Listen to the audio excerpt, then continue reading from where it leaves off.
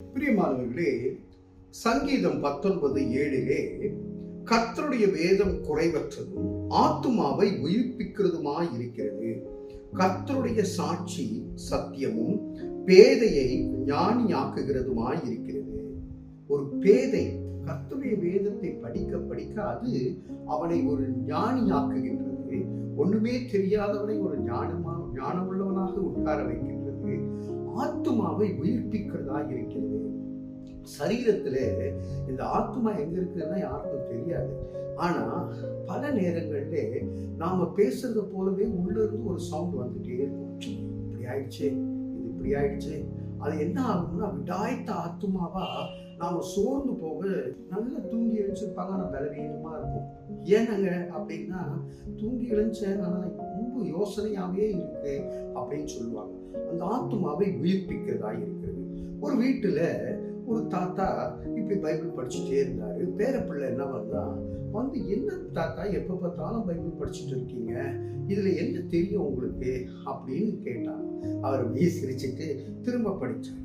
இப்படி படிக்கிறதுனால என்ன பலன் தாத்தா அப்படின்னு கேட்டபோது, சரி நீ போயிட்டு அங்க ஒரு கூடை இருக்கு, அந்த கூடையில பாய்லர்லாம் போடுவாங்க பாருங்க, கருப்பா இருக்கும், அந்த கறி எல்லாம் இருக்கு, அந்த கறியை எடுத்து நீ கூடையில இருந்து எடுத்துட்டு அந்த கூடையில தண்ணி பிடிச்சி அந்த பூச்செடிகளுக்கெல்லாம் ஊத்திட்டு வந்துரு, அப்படி அது கூட தாத்தா படிச்சு முடிச்சிருவேன் அப்படின்னு சொன்னாங்க. சரி தாத்தா அப்படின்ட்டு அவன் என்ன பண்ணா, ஓடி போய் அந்த கூடையில இருக்க கறியெல்லாம் எடுத்துட்டு அந்த கூடையில தண்ணியை பிடிக்கிறான்.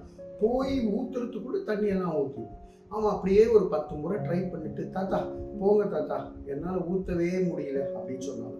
அப்போ தாத்தா சொன்னாராம் பேரன் இடத்துல, அந்த கூடையை கொஞ்சம் கொண்டு வா அப்படின்னு சொன்னாராம். அந்த கூடையை கொண்டு வந்தா, முன்ன இந்த கூடை எப்படி இருந்தது, கருப்பா இருந்தது தாத்தா, இப்ப பாரு எப்படி இருக்கு, வெள்ளையா இருக்கு, அதுல இருக்க ஓட்டையெல்லாம் கூட நல்லா தெரியுது தாத்தா.